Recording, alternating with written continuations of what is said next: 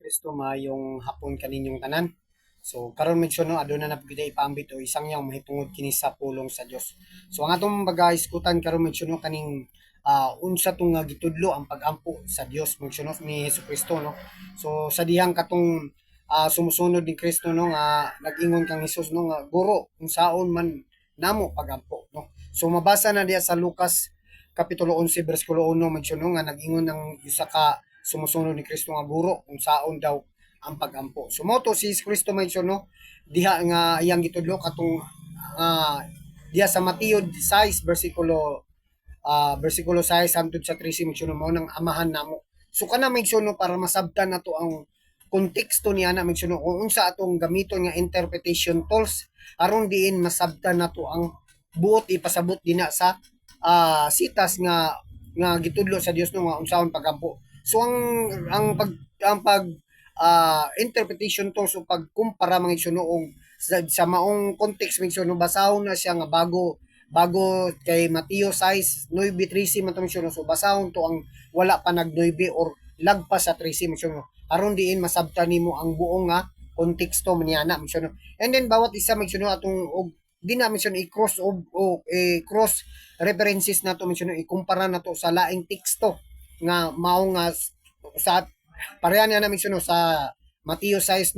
So ang 9 nga diha nga amahan na mo ingani ang pagampo so unya masabtan nato mention. So ato man ang basahon mention kining Mateo kapitulo 6 bersikulo 6 hangtod sa 13 mention.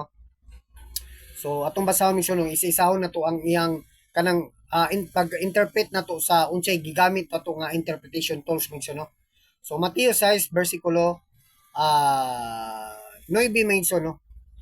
So nga nagaingon si Jesus dinhi mention no. Busa ingna hinuon niini pagampo. Kung amahan namo nga naa kasala na langit balaanon ang imong ngalan maghari ka kanamo tumanon ang imong pagbuti ni sa yuta maingon sa langit asama nga gituman kini dito sa langit hayatag kanamo ang pagkaon sa among kinahanglan adlaw karong adlaw o pasaylua kami sa among mga sala sama nga kami nagpasaylo sa mga nakasala kanamo ayaw kami itugyan sa panulay luwas sa kami hinuon kami sa gikan sa dautan kay imo man ang gingaran ang gahom ug ang himaya hangtod sa kahangturan. So kini mention no kato atong gigamit mention no ng context so basahon nato sa wala pa o sa humana mention no. So atong basahon dinhi mention no atong ipasabot kanang pag-ampo mention no sa size ta magsugod mention para masabtan nato mention no kanang kini mo natong mga pinalangga nga mga kaigsunan nga dili katuloy ko mention balik-balik daw ang atong pagampo. So kana mention no diri atong masabtan mention no kining sa size mention Mateo 6 5 size 5 size mention no nga atong basahon diri mention no i-highlight sa mention no nga naging diri ug kung magampo ka ayaw buhat ang gihimo sa mga tigpakaron ingnon no gusto nila magampo nga magtindog sulod sa mga sinagoga ug diha sa mga eskinita sa kadalanan aron makita sila sa mga tao sa sultihan ko kamo nakadawat kini nga punto mention no nga aduna usay nga mga pagsabot ini atong mga kaigsunon nga dili katoliko nga mas ang uban dili na daw musimba kay mas maayo pa nga sa size pita mention mo sulod na lang sa kwarto didto magsiba kini nga punto mention mao kini ang katong nagpakaron ingnon no kanang musimba ta nga nagpakaron ingnon lang ta aron din makita sa mga katawan nga nagasimba jud di ay nagakuan jud siya no kanang butan jud siya nga tawo no sumato din ni mention no kung atong kuan mo nang ang naay uban nga mga dili katoliko mention no dili na sila mosimba tungod kay kini nga sitas lang gigamit no nga nagpakaron ingnon lang kanang dagang chismis dia unsay makita dia sa sulod simba no mao na nga nag-ingon din sa size mention no apan kung magampo ka sulod ngadto sa kwarto no kwarto unya sirhi pultahan magampo ngadto sa imong amahan nga dili makita. So kini nga mention mas dunggon daw sa Dios. So kini mention nag-ingon ang Dios nini nga mas maayo tinuod kini mention mas maayo pa diha na lang sa atong sulod sa panimalay. Tungod kay ang gipunting ani mention katuning nagsimba diha sa sulod sa simbahan o sinaguga o sa gawas diha nagtindog aron nagsimba nga aron gipakita sa katawhan nga masimbahon siya o maluluyon siya o Dios nun siya mention. So mo kani ang punto kung kana na lang di gibuhat mention mas maayo pa dina sa sulod sa simbahan. So mo sa sulod sa panimalay. And then may sono kining sa 7 mga sono atong basahon dinhi nga nag-ingon usab dinhi na sa inyong pagampo ayaw paggamit og daghang pulong nga walay kahulugan sama sa gibuhat sa mga dili magtutukin sa ang nagunahuna nga tubagon sila tungod sa ilang kataas. Mo ni ang punting usab mga sono sa atong mga pinalangga nga dili katoliko no nga balik-balik daw mga sono. Ang buti pasabot dinhi may sono nga nga kanang daghang pulong may igsoon ba nga walay hinungdan may igsoon bisag unsa na lang imong pangayoon ana nga Lord hatagi ko ani Lord ani gatagi ko grasya makahuman ako mga so, dili na kinahanglan may igsoon kay kung atong basahon ang sa utso may igsoon masayra na to diri nga dili na kinahanglan nga ato ang mga pagampo nga taas nga walay hinungdan nga mga pagapulo nga nagingon diri ayaw sugda ang gihimo nila kay ang imong amahan nahibalunan daan sa imong kinahanglan bisan gani nga dili ka pa mangayo. So kana mig sulong but pasabot mig sulong sa atong mga pagampo dili na kinahanglan daghan kay taason kayo nato nga walay hinungdan.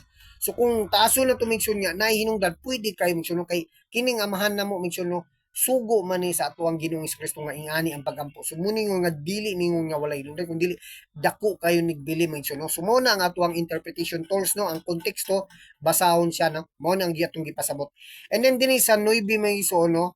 So kanang 9 gipasabot usab din na sa 9 may iso no atong basahon no. Busa ina hinuon nini pagampo amahan namo nga anak sa ngalan balaanon ang imong ngalan. So atong konteksto atong interpretation tools atong gigamit cross references no. Kanang gikumpara siya sa laing teksto no. So di na migson atong mabasa dinhi nga kana migson no dinhi sa Mateo City migson no 2:11.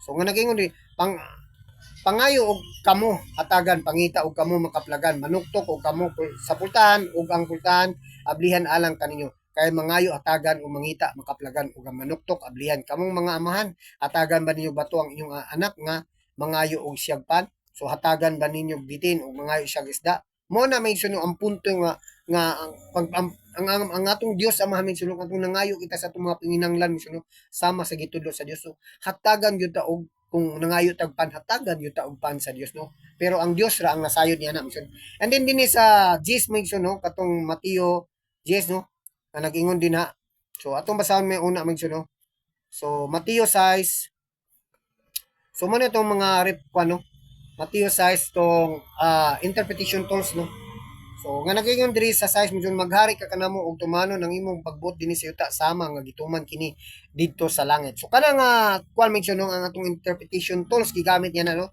So basahon sa nato na sa nakakunik nga mga laing sitas medyo no. Sa 33 mention no.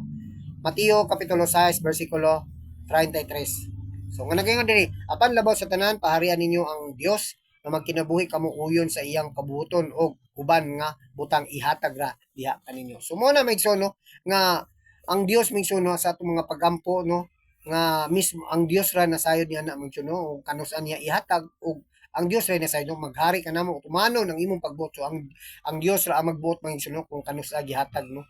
So dinhi maigsoon no sa 11 usab so ihatag kanamo ang pagkaon nga among kinihanglan karong adlaw. So ang atong interpretation tools niya na may show no kaning di na sa ang pagkuan di may nga dili na ta mag problema sa atong pagkaon o ilimnon mga show no kay bisig ganing sa para mabuhi ta o mga bisti na to sinina ang langgam mga show no nga wala pa siya masayod kung WhatsApp ko nabuhi gyapon no kiyatagan siya nakakaon gyapon sa matag adlaw. So and then may show no sumala usab din na sa kada mission kana Mateo 6 25, 26 no. And then diya sa 2 Tesalonica 3:10 to 12 mention no nga kinahanglan usab nato trabahoan dili kay mangayo ta sa Dios no nya wala tay gibuhat. So unsay gingon din na sa mga panultihon nga lihok tao aron diin tabangan no. Mo na atagan sa Dios. And then sa 12 mention 12:13 mo na ang koneksyon ana ni mention no sa interpretation tools no nga magpasaylo kung nagpasaylo langay kitag pasaylo sa atuang mga sala sa Dios no sama raw dunggon kita sa Dios na pasaylon kita sa Dios na kung nagpasaylo usab kita sa atuang mga nakasala kanato migsuno. Sumong ka na migsuno ang punto no give and take kay kung dili kita magpasaylo sa Dios sa atong nakasala kanato dili usab kita pasayloon sa Dios migsuno. So mao kana ang punto o ang gitudlo sa Dios nga kung saon pagampo. So mo na migsuno ang amahan namo naka sa mga langit. And then mato dila taas daw balik-balik daw kana nga punto migsuno sumala sa tong banggit kanina no sa utso no Mateo 6:8 nga dili kinahanglan nga bisag kas-on ang ato mga pag-ampo kung wala siya kahulugan nga bisag unsa na lang imong pangayon sa city mission bisag unsa na lang pangayon kay sa utso migsoon Mateo 6:8 nga nasayod naman ang Dios niya na so mo na ang punto diyan yung so ang atong gigamit aron masabtan nato ang maong konteksto dinha sa Mateo 6 versikulo 9:13 so ning gamit tawag interpretation tools no nga katong basahon ng bago pa o wala humana misyon og kanang kumpara nato sa laing mga teksto. So mo lang kato mixon ang atong pagpambit dinhi about sa pulong sa Dios ug pagtulungan ng isip katoliko misyon sa subliyon kabugsab maayo nga pong kanintanan ug dalay ng Dios. God bless.